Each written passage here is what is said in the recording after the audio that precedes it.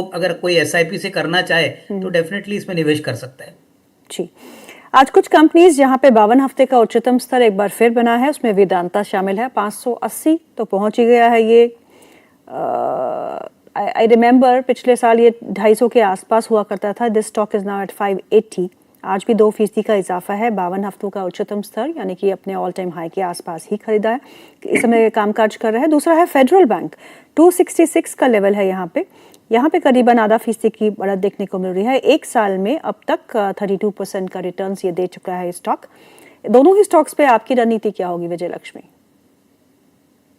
पहले मैं वीडीएल को लेकर के बात करना चाहूंगी।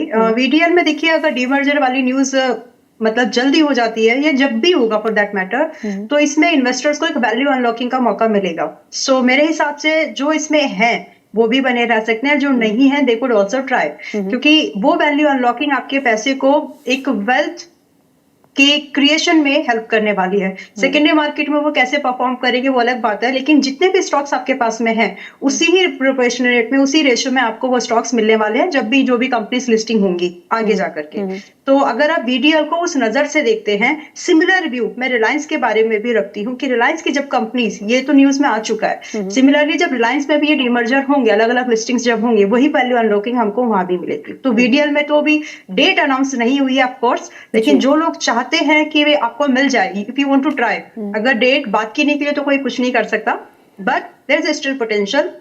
इन्वेस्टमेंट के हिसाब से भी गीतू जी ये स्टॉक अभी भी बुरा नहीं है। मतलब 640 इज येट टू कम। 550-60 के आसपास का एक टारगेट था जो कि दिसंबर के लिए हमने सोचा था, आसानी से आ गया, जल्दी आ गया, कम समय में जो एक मूवमेंट हुआ, बट स्टिल अभी भी इसमें पोटेंशियल है। एंड आई वुड से कि अगर आप एक हाई बीटा स्टॉक को चेस करना चाहते हो हाई अल्फा के लिए, then this is one of that stock, आप इसको कंसीडर कर सकते हैं। स्टॉप लॉस जरूर ध्यान में रखिए कि जब भी आ रहे हैं 535 रुपए का स्टॉप लॉस है, क्योंकि एक नए रेंज में एक नए हाई के लिए अब आप ट्राई कर रहे हो, तो 535 रुपए का स्टॉप लॉस रखो, 640 और 700 का टारगेट रखिए, और नजरिया कम से कम 3 से 6 महीने का रखिए। जल्दी हो जाए तो निकल सकते हैं, लेकिन ट्रेलिंग करके अगर आगे बढ़ेंगे तो वो ज्यादा बेनिफिशियल होगा। नाउ फेडरल बैंक में मुझे ज्यादा अपसाइड की मूवमेंट अभी दिख नहीं पा रही है। ज्यादा से ज्यादा, जैसे मैंने पिछली बार भी डिस्कस किया था कि कुछ 270 के आसपास ही ज्यादा से ज्यादा जा सकता है, उसके बाद इसमें सेल ऑन राइज का व्यू मेरे हिसाब से तो ट्रिगर्ड होना चाहिए। तो अभी 265 के आसपास है, 266 पर है। आई एम सीइंग कि अगर ये 270 पर जाता है तो थोड़ा रुकेगा, वहां पर हम लोग देखेंगे कि इसमें सेल ऑन राइज का व्यू अगर ट्रेड करना है तो हम लोग वहां पे ट्राई कर सकते हैं। अदरवाइज 255 पर जब भी आए इसको वापस से फ्रेश बाइंग के लिए, फ्रेश इन्वेस्टमेंट्स के लिए प्लान कर सकते हैं, लेकिन 265 पर यह भी मुझे महंगा लगता है, क्योंकि 270 के बाद इसमें रिवर्सल आ सकता है। अविनाश सर, मीशो में क्या करना है? स्टॉक 111 का स्टॉक जो है वो 220 का हो गया, और 7 ट्रेडिंग सेशंस, आज एक प्रॉफिट बुकिंग देखने को मिली थी, लेकिन एक बार फिर एक बाउंस बैक देखने को मिल रहा है और हरे निशान में आ गया। नहीं, इनफैक्ट गीतू क्या है ना कि मार्केट नैरेटिव पे क्लिक कर रहा है। मैं इसके नंबर देख रहा था, इसका कोई कामकाजी मुनाफा नहीं है, इसका कोई नेट प्रॉफिट नहीं है, इसका नेगेटिव आरओई है, और शेयर आपने जैसे कहा 110 का 232 का हाई मारा, अभी 1 लाख करोड़ का मार्केट कैप भी हो गई। तो मुझे लगता है कि देखिए, जिन्होंने पब्लिक इशू में पैसा लगाया है, थोड़ा बहुत तो पैसा निकालिए, क्योंकि देखिए ऐसे मौके बार बार नहीं आते। और दूसरी बात, जब भी आप ऐसी कंपनी खरीदते हो, आपको एक बात ध्यान में रखना है कि देखिए नैरेटिव तो थोड़े समय के लिए चलेगा, ऐसा नहीं कि धंधा चलेगा ही नहीं, धंधा चलेगा, लेकिन कितना प्रॉफिटेबल है वो बनने के लिए थोड़ा समय लगेगा। तो मेरी राय में तो देखिए फ्रेश बाइंग की तो गुंजाइश नहीं है। ट्रेडर्स होंगे तो वो अपना स्टॉप लॉस और प्रॉफिट अकॉर्डिंगली मैप कर सकते हैं, लेकिन इन्वेस्टमेंट के पॉइंट ऑफ व्यू से ऐसी कंपनीज में पैसा लगाना शायद ठीक बात नहीं रहेगी। जिनके पास है थोड़ा सा मुनाफा वसूल कर लीजिए, और मेरे ख्याल से इस प्राइस का बेनिफिट लेके एटलीस्ट प्रॉफिट एनकैश करिए, यही मेरी राय रहेगी। अविनाश साहब, 2 और स्टॉक के बारे में जानना चाहूंगे। एक हिंदुस्तान कॉपर जो आज फिर 6% ऊपर कामकाज कर रहा है, और दूसरा हिंदुस्तान जिंक जो अपने ऑल टाइम हाई पे कामकाज कर रहा है। 52 हफ्ते का फ्रेश उच्चतम स्तर जो है इस स्टॉक ने छुआ है, और इट्स अप नियरली 2.5%, 590। दोनों ही स्टॉक्स पे क्या करना है? देखिए, पहली बात तो गीतू, दोनों कंपनीज ना एक प्रकार की मोनोपोली है। हिंदुस्तान जिंक की बात करें तो जिंक और सिल्वर में इनका काफी बड़ा एक्सपोजर है। इनके कंपैरेबल में कोई बड़ा प्लेयर मार्केट में अवेलेबल नहीं है। और दूसरा, चांदी की कीमतें जिस प्रकार से भागी है, थोड़ा सा करेक्शन आता है ठीक है, बट लॉन्गर टर्म ट्रेंड अभी भी सिल्वर का पॉजिटिव ही लग रहा है, क्योंकि सिल्वर डिमांड बढ़ रही है, इंडस्ट्रियल डिमांड भी सिल्वर के लिए बढ़ रहा है। और सिल्वर का जितना भी बढ़त होता है उसका इम्पैक्ट सीधा हिंदुस्तान जिंक के प्रॉफिट्स पे आता है, क्योंकि 25% इबिटा सिल्वर से आता है। तो मेरी राय में तो अभी भी इसको होल्ड करना चाहिए। मुझे लगता है तीसरी तिमाही काफी अच्छी रहेगी और आने वाला साल भी इनके लिए काफी अच्छा रहेगा। रही बात हिंदुस्तान कॉपर की, तो कॉपर में भी काफी अच्छी तेजी हम देख रहे हैं, और उसी कारण से हिंदुस्तान कॉपर में आपको आज भी थोड़ा सा एक अपटिक देखने को मिल रहा है। तो डेफिनेटली कमोडिटी साइकिल इनके लिए अच्छी है, इनका प्राइस मूवमेंट भी पॉजिटिव है। तो हिंदुस्तान कॉपर में भी पॉजिटिव रहे मेरे ख्याल से। यहाँ से भी मुझे लगता है कि 10-12% और स्टॉक बढ़ेगा, उसके बाद हो सकता है थोड़ी बहुत मुनाफा वसूली आपको हिंदुस्तान कॉपर में देखने को मिलेगी। दो स्टॉक्स विजय लक्ष्मी, एक पॉलिसी बाजार जो आज करीबन 4% ऊपर है। हालांकि पिछले हफ्ते इसने अच्छा प्रदर्शन तो नहीं दिखाया था, लेकिन एक अच्छा बाउंस बैक आज इस स्टॉक में देखने को मिल रहा है। दूसरा पेटीएम, और पेटीएम में जो है आरबीआई ने उनको नोट दिया है for offline and cross border payment aggregation, तो उसके चलते हुए इस दोनों ही स्टॉक्स पे आपकी रणनीति क्या होगी, पॉलिसी बाजार एंड पेटीएम? देखिए, पॉलिसी बाजार तो वापस से इसलिए हमको न्यूज में जो एफडीआई 100% इंश्योरेंस सेक्टर में आ रहा है, तो पॉलिसी बाजार बीइंग इट्स एन एग्रीगेटर, तो उस एग्रीगेटर का बेनिफिट, पॉलिसीज बढ़ेंगी, नए नए प्रोडक्ट्स मार्केट में डेवलप होंगे, तो उससे एक बूस्ट जो है सेंटीमेंट को इसके मिल रहा है। सो फॉर दैट पर्पस, अगर आप एक नया प्रोडक्ट मार्केट में ला रहे हो, आप कुछ भी बेचा जाए कुछ भी, पॉलिसी किसी भी तरह की बिके, मतलब मैं सिंपल एक इन्वेस्टर पॉइंट ऑफ व्यू से बात कर रही हूँ, बीइंग एन एग्रीगेटर, पॉलिसी बाजार को उसका फायदा मिलेगा। And that is what we are seeing on the price. रही बात कि इसमें कहां पर बाय करें, 1830 के आसपास है, कर सकते हैं अभी भी इन्वेस्टमेंट इसमें, और यहाँ से 2000 रुपए का एक पहला टारगेट, शॉर्ट टर्म का टारगेट है गीतू जी, और अगर हम इसको रख सकें अगले 2-3 क्वार्टर्स के लिए, तो मतलब मान के चलें कि 2500 को पार कर जाएगा। ये थोड़े बड़े और एग्रेसिव टारगेट्स हैं, इसके लिए आपको अपना एक स्टॉप लॉस जो है थोड़ा मेंटेन करके जरूर चल लेना चाहिए, विच इज क्लोज टू 1620। 1620 का एक बड़ा थोड़ा सा टारगेट है, डीपर स्टॉप लॉस है, लगा करके जरूर चलें, क्योंकि आपको टारगेट में रिस्क रिवॉर्ड में बेटर मिलने वाला है। So I am positive about this stock, और ये इन्वेस्टमेंट के लिए पॉलिसी बाजार में बुरा समय नहीं है, इट्स अ गुड टाइम। तो अगर किसी को इन्वेस्टमेंट प्लान करनी है, जिनसे पहली कोई मूवमेंट जो 1300-1400 के आसपास की जो मूव थी, अगर वो आपसे मिस हो गई, now you can think of it. दूसरा स्टॉक आपने दिया है Paytm.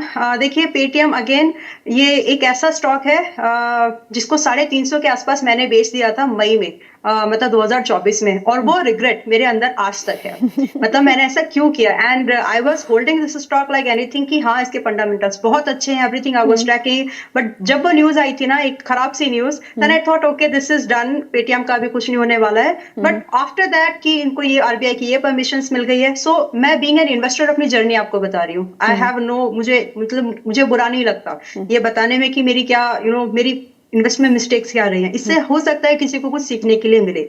So what is working in Paytm? Paytm Bharat की नई पेमेंट हैबिट्स को, नए कल्चर से जुड़ा हुआ स्टॉक है, एंड गुड थिंग इज कि रेगुलेटर इसको सपोर्ट कर रहे हैं। सेकंड थिंग, बहुत ज्यादा कंपटीशन इसको डायरेक्ट नहीं है। अगर अभी जाकर के एक लिस्टेड कंपनी की बात करें, तो अब जाकर के पाइन लैब्स आया है। सो इन सारे एस्पेक्ट्स को जब मैं देखती हूँ, तो इसमें अभी भी वो ग्रोथ है जो वापस से इसको आईपीओ वाले प्राइस पर ला करके रख सकती है। So if you are an investor and looking for a better entry, तो फिर आप इसमें चाहें तो आप इसमें 1100-1200 के आसपास का वेट कर सकते हैं, बट आई डाउट शायद वो बहुत जल्दी नहीं आएगा। So what you can do, I am not personally invested in this stock anymore, इसीलिए मैं आपको ये अपॉर्चुनिटी के तौर पर शेयर कर रही हूँ। अगर आप इसमें 1100-1200 के आसपास ही आपको मिले तो वेल एंड गुड, अदरवाइज एक स्लो मोड पर, वेट एंड वॉच वाली स्टाइल पर आप इसमें थोड़ा थोड़ा आज के प्राइस से भी एंट्री कर सकते हैं। In my opinion very soon 1400 is there, and अगर आप इसको होल्ड कर लेते हैं अप टू सम क्वार्टर्स, तो ये आपको आईपीओ वाले प्राइस तक तो ला करके देगा। और वही इसकी जो दौड़ है, जो पेटीएम में जो मुझे प्राइस की पूरी सब चीजें देख पा रही हूँ मैं, कभी कुछ होता है फिर से कुछ आ जाता है, तो वो जो आईपीओ वाला प्राइस है ना, उसको चेस करने की कोशिश है। अब कर कौन रहा है वी डोंट नो, लेकिन that is what going to happen. तो आप उसमें चाहें तो थोड़ा सा अपने लिए कोई अपॉर्चुनिटी ढूंढ सकते हैं। मैंने तो मिस कर दिया है, सो मैं आप लोगों को बस अब बता रही हूँ। लेकिन बहुत लंबा इंतजार जो है वो आईपीओ, जिसको आईपीओ में अलॉटमेंट हुई है और जो इसने अभी तक रखा है, उसको करना पड़ेगा, क्योंकि अभी भी हम बहुत दूर है इसके आईपीओ प्राइस से। 2000 के आसपास का आईपीओ प्राइस था, लेकिन हाँ एक अच्छा बाउंस बैक हम इस स्टॉक में देखे हैं। अविनाश सर, ऑटो ओईएम्स या ऑटो एंसिलरी, दोनों में से एक चूज करना हो तो क्या चूज करेंगे आप इस समय? नहीं, मेरे ख्याल से देखिए, एक ऑटो और ऑटो एंसिलरीज तो कनेक्टेड होती है, लेकिन फिर भी मैं समझता हूँ ऑटो में अभी भी मौके बहुत अच्छे हैं। ओके। देखिए, अब आज थोड़ा सा बिकवाली ऑटो में दिख रहा है, मुझे लगता है कि ये अच्छा मौका है इन्वेस्टर्स को पोजीशंस ऐड करने के लिए, क्योंकि देखिए खराब बाजार में ही आपको ऐसे मौके मिलेंगे, जैसे कि महिंद्रा एंड महिंद्रा है, टाटा मोटर्स पैसेंजर का व्हीकल है, अशोक लेलैंड है। मुझे लगता है कि अगले साल डेफिनेटली नंबर्स अच्छे आएंगे, और जिस प्रकार से जीएसटी की कट्स हो गई है, इंटरेस्ट कट हो गया है, रूरल डिमांड बढ़ा है, इसका असर डेफिनेटली इन सारी कंपनीज पे पॉजिटिवली प्ले आउट होगा। ओला इलेक्ट्रिक पे क्या करना है अविनाश सर? भूल जाना जिसके देखिए, पास है। ओला में तो एक ही अच्छी खबर आई थी कल की, भावेश अग्रवाल जी ने प्रमोटर का जो प्लेजिंग है वो निकाला है। थोड़ा सा स्टॉक के लिए पॉजिटिव है, लेकिन देखिए नंबर्स अभी भी जितने एक्सपेक्टेड थे उतने आए नहीं है। मेरे ख्याल से देखिए, मार्केट डेटा और नंबर्स को रिस्पेक्ट करता है। अभी भी कंपनी घाटे में है, मेरे ख्याल से कोशिश है, अगर एक दो क्वार्टर्स के बाद अगर रिकवरी आती है तो ठीक है, बट अदरवाइज स्टॉक मेरे ख्याल से काफी बुरी तरह से पिटा हुआ है। अभी मुझे लगता है कोई नियर टर्म में ट्रिगर आएगा तो वो नंबर्स का ही आएगा। मान के चलिए अगर दिसंबर क्वार्टर इनके लिए अच्छा है नंबर्स के पॉइंट ऑफ व्यू से, तो थोड़ा सा हल्की खरीदारी आप देख सकेंगे। अदरवाइज इसमें कोई इमीडिएट फ्रेश बाइंग करने का ट्रिगर बिल्कुल नहीं है। विजयलक्ष्मी, दो स्टॉक्स, श्रीराम फाइनेंस जो आज करीबन 1% ऊपर है लेकिन अपने 52 हफ्ते के उच्चतम स्तरों पे है, और दूसरा स्टॉक एमएनएम फाइनेंस जिसमें अच्छा मोमेंटम आज भी देखने को मिल रहा है। हालांकि बजाज फाइनेंस, बजाज फिनसर्व भी हरे निशान में है, पर इन दोनों के बारे में बात कर लेते हैं। तो श्रीराम फाइनेंस हम लोग पहले देखते हैं, क्योंकि मैंने भी रेकमेंड किया था ये चोला फाइनेंस एंड श्रीराम फाइनेंस। आपने एक बार पूछा था आई थिंक 3-4 हफ्ते पहले वाले शोज में। तो yes, it was there and I am happy कि दोनों ही स्टॉक ने, चोला फाइनेंस ने भी और श्रीराम ने, दोनों ने अच्छा परफॉर्म भी किया है।